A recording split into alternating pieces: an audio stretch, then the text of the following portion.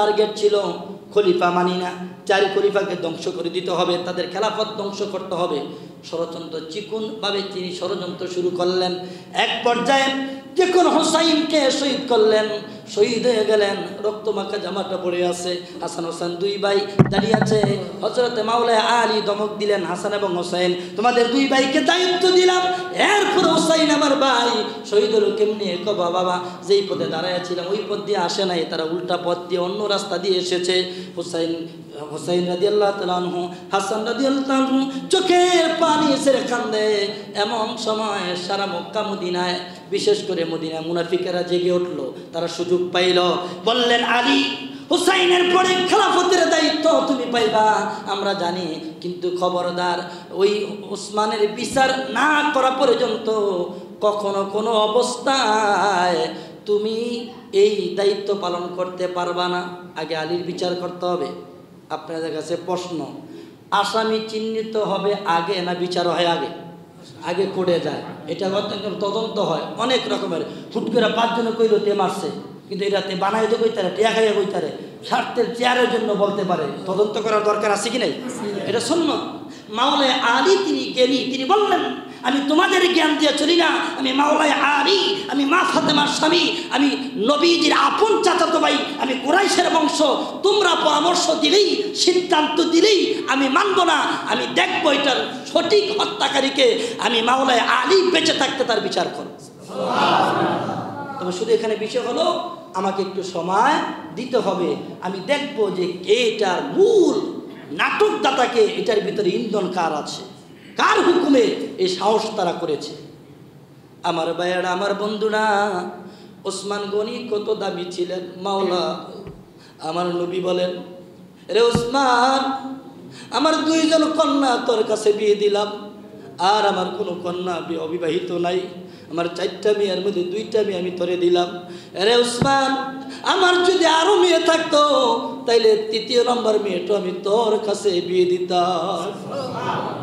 কত দামি ওসমান, তার আদর্শ কি ছিলেন? মাওলানা আলী যেদিন ফাতেমাকে বিয়ে করবেন, মাওলানা আলীর কাছে মোহরের কেমন কিছু টাকা পয়সা কিছু নাই, এমটি পকেট। নবীর ঘরের চুলা আগুন ধরলে মাওলানা আলী খায়। এমন সময় বলেন, আলী রে তোর একটা তরবারি আছে, একটা ঢাল আছে, যা এটা নিয়ে যা, বাজারে বিক্রি করে যা।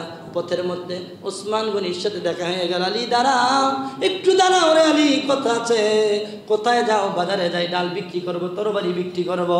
নারী আলী নাম, বাজারে যাওয়ার দরকার নাই, আমি ওসমান তরবারি কিনবো না, তরবারিটা তোমার যুদ্ধের জন্য দরকার লাগবে, এখনো যুদ্ধ শেষ হয় নাই, এখনো মুনাফিক আছে, বেঈমান কাফেররা আছে, তরবারি দরকার আছে, ডালটা আমি কিনলাম, তোমার ডাল আমি কিনে নিলাম। এমন সময় তিনি ডাল কিনলেন, মাওলানা আলী দৌড়াতে শুরু করলেন।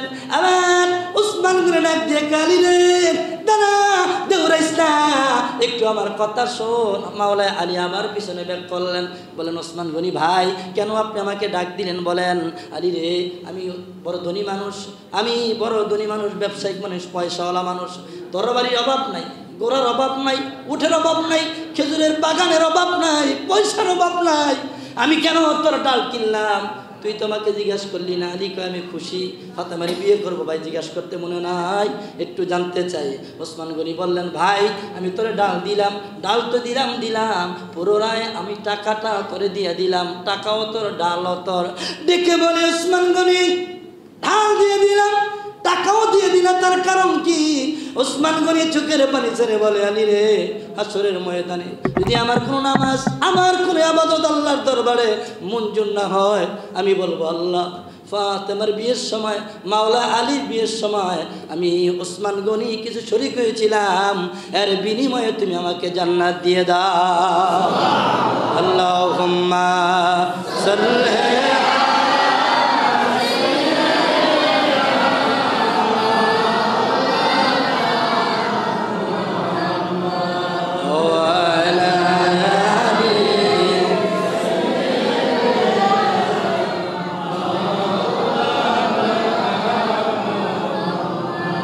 মুনাফিকদের ভিতরে একজন মুনাফিক ছিল, নাম হলো আব্দুল্লাহ ইবনে সাবা। ওই বেয়াদব বললেন, আলী এখনই তুমি বিচার করতে হবে। আলী তাকে ধমক দিলেন। মাওলানা আলীর কাছে লোকটা সাইড পাইল না, সে চলে গেল গভর্নরের কাছে। তখন গভর্নর ছিলেন মুয়াবিয়া। মুয়াবিয়ার ছেলের নাম হলো এজিদ, আর এই মুয়াবিয়ার বাবার নাম হইল আবু সুফিয়ান। বাবার নাম কি? খুব বোঝার বিষয়, আপনাদেরকে শুরু থেকে ইতিহাসটা বোঝাচ্ছি। আর আবু সুফিয়ানকে আবু জাহেলের চেয়ে বয়সে বড়। আবু জাহেলও নেতা ছিল, আবু সুফিয়ানও নেতা ছিল। নবীর অনেক ক্ষতি করেছেন, নবীর অনেকবার তিনি টর্চার করেছেন, কিন্তু আবু জাহেল সাহেবা উতবা কালিমা পড়ে মুসলমান হয় নাই। কিন্তু কপাল ভালো, মক্কা বিজয়ের সময় আবু সুফিয়ান কালিমা পড়ে মুসলমান হয়ে সাহাবী হয়েছে। ইতিহাস প্রমাণ করে। কেন? কিতাব খুলে দেখি আবু সুফিয়ান কেন হইল। তার এক নাম্বার কারণ হলো মা ফাতেমা যখন ছোট ছিলেন, এমন সময় উনি বলতেছেন, আবু জাহেল বলতেছে তোমার বাবা একটা পাগল। মা ফাতেমা কয় আমার বাবা পাগল না, আপনি হইলেন পাগলের লিডার। বুদ্ধিমতী গুণমতী মহিলা দেখে বলে আমার বাবা কি জানো নি? আমার বাবার উপাধি হইল রহমাতুল লিল আলামিন, আমার বাবার উপাধি হইল রউফুর রহিম, আমার বাবার উপাধি হইল আল আমিন। আমার বাবার উপাধি কি জানো নি? আমার বাবাকে আল্লাহ মেরাজে নিয়ে গেছেন। আমার বাবা হাউজে কাউসারের মালিক, কিয়ামতের ময়দানে আমার বাবা হবে জান্নাতের মালিক। হ্যাঁ মুজাহিদ, তুমি কি চিনো আমার বাবাকে? আমার বাবা এমন বাবা, জীবনে কোনোদিন কাউকে গালি দেয় নাই, কাউকে ধমক দেয় নাই, একটা বিচার আমার বাবার ব্যাপারে কেউ বলতে পারবে না। এমন সময় আবু জাহেল মুস্কি আইসা দিয়ে কয় ফাতেমা তুমি অনেক বুদ্ধিমান গুণীবতী, তোমার বাবার এত কোয়ালিটি তুমি জানো। এমন করে আলতো করে একটু ছোট্ট করে গাড়ির ভিতরে একটা থাপ্পড় দিয়েছে, আস্তে করে জোরে না, রাগ নিয়ে দেয় নাই, সে যে বুদ্ধি রাখে এই কারণে দিয়েছে। এরপরও ফাতেমার গায়ে লেগেছে, আমার গায়ে শরীরে আঘাত দিয়েছে। গিয়েছেন আবু সুফিয়ানের কাছে। আবু সুফিয়ান খবর পাইয়া কয় আবু জাহেল কাজটা ঠিক করে নাই। এরে ফাতেমা ভদ্র মহিলা, ছোট মানুষ, এই মেয়েটাকে কেন সে আঘাত করবে? আবু সুফিয়ানের বাড়িতে গিয়ে চলো ফাতেমা তোমাকে আমি নিয়ে যাব। আবু সুফিয়ানের বাড়িতে নিয়ে গেলেন। আবু সুফিয়ান সহ আবু জাহেলের বাড়িতে গিয়া বললেন ফাতেমা তোমাকে আবু জাহেল যেই জায়গায় আস্তে থাপ্পড় দিয়েছে, আমি আবু সুফিয়ান দাঁড়ায় থাকলাম, আমি তার বয়স বড়, আমি লিডার, আমি তোমাকে অনুমতি দিলাম তুমি ওই জায়গায় তার জোরে কষায় একটা থাপ্পড় মারো। এই যে মা ফাতেমার প্রতি তার এত দরদ ছিল, আমার আল্লাহ খুশি হইলেন, যারে আবু সুফিয়ান যা নবীর আওলাদ ফাতেমারে তুই মায়া করলি, ভালোবাসলি। আবু জাহেলের কপালে মুসলমানই নাই, হয় নাই, মুসলমান হয় নাই, সাহেবা উতবা হয় নাই। 8ম হিজরিতে বিজয় হজের সময় আবু সুফিয়ানে কালিমার মালাটা গলায় লাগায়া জান্নাতি। ওই আবু সুফিয়ানের ছেলে হলো মুয়াবিয়া রাদিয়াল্লাহু তাআলা আনহু, ওনার ছেলে হলো এজিদ। এখন এই আব্দুল্লাহ ইবনে সাবা সে যখন কোনো অবস্থাতেই মাওলা আলীর কাছে সুযোগ পাইল না, একদল মুনাফিক নিয়ে সে চলে গেল দামেস্কে। দামেস্কের গভর্নর ছিলেন মুয়াবিয়া। মুয়াবিয়াকে গিয়ে বুঝাইলেন, দেখেন মাওলায় আলী চেয়ারের কত লোক, ক্ষমতার লোক, সে চতুর্থ খলিফা হয়ে গেছে। এখন আর ওসমানের মতন এত দামি সাহাবী, যাকে নবী এত কথা বলেছেন, হ্যাঁ, যার ব্যাপারে এত দামি কথা আছে, সুতরাং ওই ওসমান যিনি নবীর 2টা কন্যা বিয়ে করেছেন, হ্যাঁ, সেই ওসমানকে হত্যা করেছে, জবাই করেছে। আলীর ব্যাপারে চোখ, বোঝা গেল আলীর ভিতরে ক্ষমতার লোক, আপনি আর কিছু একটা ব্যবস্থা নেন। এখন উনি বললেন কথা তো ঠিক, ওসমান তো দামি সাহাবী, নবীর জামাতা, ঠিক আছে। তিনি চিঠি লিখলেন মাওলা আলীর কাছে, খলিফাতুল মুসলিমিন আপনি কাজটা ঠিক করেন নাই, আমার মনে হয় অতি তাড়াতাড়ি বিচারটা করলে ভালো হয়। মাওলায় আলী চিঠির জবাব দিয়েছেন, দামেস্কের গভর্নর, মনে রাখবা আমার নবী বলেছেন আমি হলাম এলেমের শহর, আর ওই শহরের দরজা হলো আমার জামাতা, আমার কলিজা মাওলায় আলী। মুয়াবিয়া তোমার চেয়ে অনেক অনেক জ্ঞান, এর সার্টিফিকেট রহমাতুল লিল আলামিন আমাকে দিয়েছে। মাওলায় আলী তিনি তাৎক্ষণিক বিচারটা করে নাই, তিনি চিন্তা করেছেন যেটা মেইন বিষয় সেটা তুলে ধরবে। আমার ভাইয়েরা, আমার বন্ধুরা, এক পর্যায়ে মাওলা আলী ষড়যন্ত্র লিপ্ত হয়ে গেল। এরপরে খলিফা হলেন মুয়াবিয়া। মুয়াবিয়া রাদিয়াল্লাহু তাআলা তিনি খলিফা হলেন। তিনি খলিফার পরে কথা ছিল হাসানকে খেলাফত দিবেন, কিন্তু এর ফাঁকে এর একটা দ্বন্দ্ব করেছে। কিছু মুনাফিকেরা বলল যে আমরা মুয়াবিয়াকে মানি, আর কেউ কেউ বলল যে দায়িত্বর দিক দিয়া, এবং কি নবী বলেছেন হাসান এবং হুসাইন তারা যুবকদের জান্নাতের সর্দার। সুতরাং মাওলা আলীর পরে খেলাফতের দায়িত্ব পাবে হাসান। মক্কা এবং মদিনা লোকেরা হাসান রাদিয়াল্লাহু তাআলা আনহুকে মেনে নিলেন, কিন্তু এই চূড়ান্ত যারা মুনাফিক ছিল তারা তলে তলে ফিস করতে শুরু করলেন। তারা বলল যে আপনি মুরব্বী, বয়সে বড়, আপনি অনেক যুদ্ধ করেছেন, আপনার অনেক গুণ আছে, এই সেই বলতেছে। এক পর্যায়ে তিনিও দামেস্কের সেই খেলাফতের দায়িত্ব নিয়ে বায়াত করতে শুরু করলেন। এখন এই খবরটা যখন হাসানের কাছে আসলো, ওই নবী 50 বছর আগেই সে ভবিষ্যৎবাণী কথা বলেছিল, আমার হাসাইনের ইখলাসের কারণে, তাকওয়ার কারণে, আমার হাসাইনের মহব্বতের কারণে মুসলমানদের ভিতরে দুইটা দল হবে, আমার হাসান দুইটা দলকে এক দল করবে। তিনি বসলেন সবাইকে নিয়ে মদিনার মসজিদে, সাহাবীরা বসো, সবাইকে নিয়ে বসলেন। এক পর্যায়ে বললেন যে আমার নানা ভাই বলে গিয়েছেন আমার দ্বারা ইসলামের কল্যাণ হবে, কিন্তু আজ মুয়াবিয়া রাদিয়াল্লাহু আনহু উনি নবীর সাহাবী, সুতরাং ওনার বিরুদ্ধে যাওয়াটা এটা সমীচীন হবে না, ভালো লক্ষণ নয়, বৃহত্তম ক্ষতি হতে পারে। তোমরা রাগ করো না, আমি স্বইচ্ছায় সজ্ঞানে খেলাফত ছেড়ে দিলাম, মুয়াবিয়াকে দিয়ে দিলাম। সমস্ত আরব এক হয়ে গেল। তখন কথা ছিল যে মুয়াবিয়ার পরে হাসান অথবা হোসাইন, যারা দুই ভাইয়ের এক ভাই বেঁচে থাকলে তাদেরকে খেলাফত দেওয়া হবে। এই জায়গা থেকে গাদ্দারি শুরু হয়ে গেল, মুলুকিয়াত যেটাকে বলা হয় রাজতন্ত্র। সুতরাং আজও যেটা সৌদি আরব বিদ্যমান আছে, শরীয়ত এটাকে ডিসলাইক করেছে, কুল্লু হারাম। সুতরাং ওটাকে তারা খেলাফত শুরু করলেন, রাজতন্ত্র শুরু করলেন। মুয়াবিয়ার ছেলে ইয়াজিদকে তিনি খেলাফত দিয়ে দিলেন। এক পর্যায়ে এই খবর যখন গেল, আর ওইদিকে ষড়যন্ত্র করে হাসানকে, বিশাল লম্বা ঘটনা, হাসানকে এই জহর খাওয়ায়া, এক ধরনের বিষ খাওয়ায়া ওনাকে শহীদ করলেন বিশাল ষড়যন্ত্র নিয়ে। এরপরে এক পর্যায়ে হুসাইন রাদিয়াল্লাহু তাআলা আনহু ওনাকে এই বোঝার জন্য তাকে এক পর্যায়ে তিনিও বায়াত গ্রহণ করা শুরু করলেন। বললেন যে আমরা আপনার কাছে বায়াত হব। ইয়াজিদ যখন খেলাফতের আগে ইয়াজিদ খুব ভালো ছিল, নামাজ পড়তো, রোজা রাখতো। যখনই বাবার ক্ষমতা সে পাইছে, চেয়ারে বসছে, সে নামাজ ছেড়ে দিয়েছে, জামাত ছেড়ে দিয়েছে। সে মহিলাদেরকে নিয়ে নর্তকীদের নিয়ে নাচানাচি করতো। এক পর্যায়ে সে প্রকাশ্যে মদ খাইতো। বহু প্রমাণ যখন তার কাছে আসলো, আমিরুল মুমিনিন হুসাইন রাদিয়াল্লাহু তাআলা আনহু, আপনি কিভাবে বলেন সে ইয়াজিদকে আপনি আমির মানবেন, তাকে আপনি দায়িত্ব দিতে বলেন, তার কাছে আমরা বায়াত হইতে বলেন? কখনো নয়। যেই লোকটায় মদ খায়, যেই লোকটা নষ্টামি করে, নামাজ পড়ে না, সে কখনো ইসলামের আমির হইতে পারে না। এখন হুসাইন রাদিয়াল্লাহু আনহু বললেন কথা তো বাস্তব, ঠিক আছে। এক পর্যায়ে তিনি খেলাফতের দায়িত্ব শুরু করলেন। বিশাল ষড়যন্ত্র শুরু হয়ে গেল। সেই দামেস্কের পাশেই একটা জায়গার নাম হলো কুফা, কুফার পাশেই একটা জায়গার নাম হলো কারবালা। ওখানে এই কারবালাটা সংগঠিত হয়। এক পর্যায়ে সেই হোসাইনকে হাজার হাজার শত শতে চিঠি দেওয়া হয়। কুফাবাসীরা চিঠি দিলেন। আজ দেখবেন একদল লোক টিভিতে দেখবেন, তারা হায় হোসেন, হায় হোসেন, হোসেন হোসেন বইয়া তারা পিঠে বাইরে আঘাত করে। এদেরকে বলা হয় শিয়া। কি বলা হয়? শিয়া। হ্যাঁ, এই শিয়ার আবির্ভাব কথা থেকে একথা বলেই আমি ইতি টানছি। বাকি কথাগুলো আপনাদেরকে ইনশাল্লাহ আগামী জমায় বলবো। শিয়াটা আবির্ভাব হয়েছে কিভাবে, তাদের গাদ্দারি মুনাফিকি কোন জায়গায়। তারা হুসাইন রাদিয়াল্লাহু আনহুকে চিঠি লিখলেন। চিঠি পাইয়া তিনি এক পর্যায়ে কুফার দিকে রওনা করলেন। রওনা করার পরেই ওখানের অবস্থা গিয়ে দেখলেন যে তাদের কথার সাথে কাজের কোনো মিল নাই।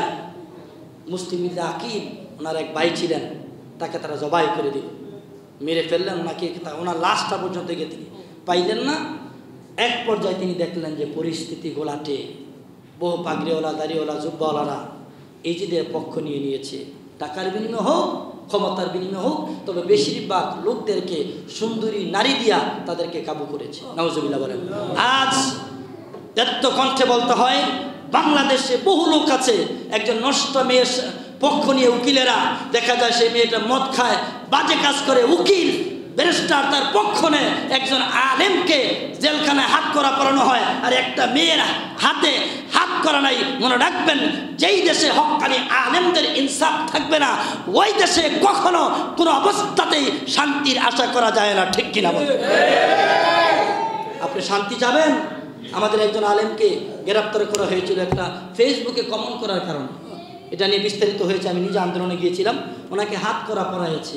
আজ একজন নষ্টা মেয়ে যাকে বিশ্ব সুন্দরী বলা হয়, বলে বাংলাদেশের ছবি করেছেন পরিমণি, তার হাত করা আজকে অনেক দিন হয়ে গেল, আজ পর্যন্ত তার গায়ে তার হাতে হাত করা পরানো তাকে হয় নাই। তাকে রিমান্ড দেওয়া হচ্ছে। যেই লোকটা রিমান্ড মঞ্জুর হইল ওই লোকটার হাতে হাত করা থাকে না, এটা একেবারেই বাংলাদেশের নজির। কথা বলেন ঠিক কিনা? কারণ বাংলাদেশে সুন্দরী মেয়েরা বিছানায় গেলে তাদের দ্বারা যত নষ্টামি আর ভণ্ডামি যত অপরাধ হয় যুগ যুগ ধরে সেটার ইতিহাস প্রমাণ করেছে। ঠিক কিনা বলে? ইসলাম ইতিহাস প্রমাণ করে মুসলমানদেরকে কিছু সুন্দরী নারী দিয়া এজিদ কিনা লাইছে যে তাদেরকে কুমারী নারী দেওয়া হবে, কিছু টাকার বস্তা দেওয়া হবে, এভাবে খরিদ করে ফেললেন। হুসাইন রাদিয়াল্লাহু তাআলা আনহু যারা তাকে দাওয়াত করে নিয়ে গেলেন, তারা সেই এজিদের ভয়ে, সীমারের ভয়ে, তারা ইবনে জিয়াদের ভয়ে সবাই পলায়ন, কাউকেই তিনি পেলেন না। মাত্র ৭২ জনের কাফেলা, শিশু বাচ্চা সহ, মহিলা সহ তারা সেখানে অবস্থান করলেন। দিনটা ছিল শুক্রবার, 10 মুহররম, জুমাবার। হুসাইন কারবালার ময়দানে যখন যুদ্ধ বেজে গেল, তিনি বুঝতে পারলেন আমার নানার যে 50 বছর আগের ভবিষ্যৎবাণী, আমি কারবালার ময়দানে শহীদ হব, এটাই সেই কারবালা। কারবালার ময়দানে হুসাইন যখন তিনি 9 তারিখ দিবাগত, 10 তারিখ দিবাগত রাত্রে ঘুমিয়ে গেলেন, ঘুম থেকে উঠে জয়নালকে বললেন, যিনি পরে ইজিদের জেলখানায় বন্দী ছিলেন, যেটা গজল বলে, মুহররমের 10 তারিখে কি ঘটাইলেন রব্বানা, কলিজা ফাটিয়া যায় গো বলিতে তার ঘটনা, মুহররমের। লম্বা কথার গজলটা বলার সময় নেই, পরবর্তীতে শোনাবো। এক পর্যায়ে এই লোকগুলো যখন দূরে সরে গেল, তিনি সকালবেলা জয়নালকে বললেন, জয়নাল আব্দি, আমার আজকের দিনটা জীবনের শেষ দিন। তিনি যখন হেলমেটটা মাথায় লাগাইলেন, তরবারি নিলেন, বীরের পোশাক পরলেন। তারা ছিল 22,000। কত হাজার? আর তারা ছিল মহিলা, পুরুষ, শিশু বাচ্চা সহ মাত্র 72 জন। তারা ঘেরাও করলেন তাবু সহ। কিন্তু দুঃখের বিষয় হলো, পরিতাপের বিষয় হলো, 6 মাসের শিশু আলী আসগর যখন পানিতে ছটফট করতেছিলেন, তখন একজন মহিলা নিয়ে আসলেন, হুসাইন, এই বাচ্চাটা নিষ্পাপ, কোনো অপরাধ করে নেই, এই বাচ্চাটাকে একটু পুরাদের পানি থেকে পানি পান করে নিয়ে আস। তিনি যখন শিশু বাচ্চা আলী আসগরকে নিয়ে নদীর কিনারে গেলেন, এমন সময় বেঈমান কাফেররা হুসাইনকে যখন, মুনাফিকেরা হুসাইনকে টার্গেট করে যখন তীর নিক্ষেপ করলেন, ওই বিষাক্ত তীর শিশু আলী আসগরের বুকে লাইগা পিঠ দিয়ে বাইর হয়ে যায়। হুসাইনের তো কোন কাঁদে নাই, দীর্ঘদিন কয়েকদিনে তাবুতে ছিলেন, কাঁদে নাই, চোখে পানি আসে নাই।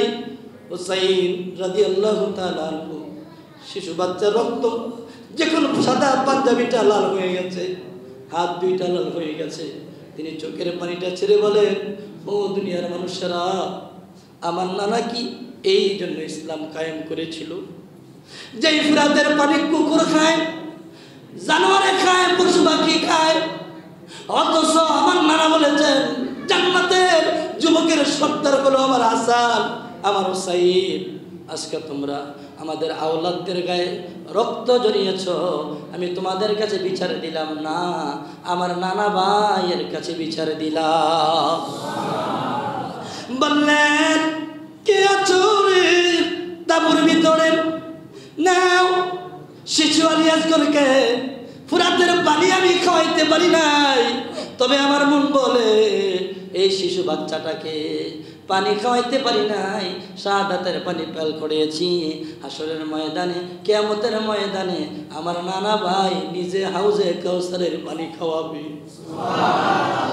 বললেন, জয়নাল, আমি যুদ্ধের ময়দানে যাই, আমার জীবনের শেষ দিন হয়ে যেতে পারে, আমি আত্মসমর্পণ করব না, সিলিন্ডার করব না, মাথা নত করব না। বললেন, আপনি কেমনে বুঝলেন আজকে আপনার দিনটা জীবনের শেষ দিন? গতকাল রাত্রে আমি যখন ঘুমিয়েছিলাম, ঘুমের ঘরে হায়াতুল নবী জিন্দা নবী আমার নানা ভাইকে আমি স্বপ্নে দেখলাম। আমার নানা ভাই আমাকে দুই হাত দিয়ে বলে, ভাই আসো আমার কাছে চলে আসো, তুমি আমার কাছে বড় আরামে এবং শান্তিতে থাকবে। আমার নানা ভাই আমাকে ডাকতেছে, আজ আমি বিদায় হয়ে যাব, চলে যাব, তবে মনে রাখো যারাই আমাদের বিরোধিতা করলো তারা কখনো কোনোদিন আমল করে জান্নাতে যাওয়ার সুযোগ নাই। হোসেন ঘোড়ার উপরে বসা, বলিষ্ঠ কণ্ঠে সাহস নিয়ে মাওলানা আলীর ছেলে, বীরের ছেলে, নবীর নাতি যুদ্ধ শুরু করলেন, কল্লাগুলো কাটতে শুরু করলেন। এক পর্যায়ে 33টা ছুরির আঘাত, 32টা তীরের আঘাত গায়ে লাগলো, শরীরটা দুর্বল হয়ে গেল। আবার ওই দিন তিনি রোজা ছিলেন। তাকে জিজ্ঞাসা করা হয়েছিল, জানাল আব্দিন কেন রোজা রাখলেন? বললেন, আমি যখন শহীদ হয়ে যাব দুনিয়ার কোনো পানি দিয়ে আমি ইফতারি করবো না, আমার নানা ভাইয়ের সাথে যে আমি আমার নানা ভাইয়ের মাধ্যমে হাউজে কাউসারের পানি দিয়ে ইফতার করবো। সারাদিন রোজা ছিলেন, ক্লান্ত শরীর, তেজস্বী ইমান। ঠিক এই সময় লুটিয়ে পড়লেন জমিনে, বুকের উপর যখন সীমার বললে বসে গেলেন, তখন হুসাইন বলেছিল, সীমার আমার এই বুকের ভিতরে, আমার দেহর ভিতরে আমরা দুই ভাই যখন নানা ভাই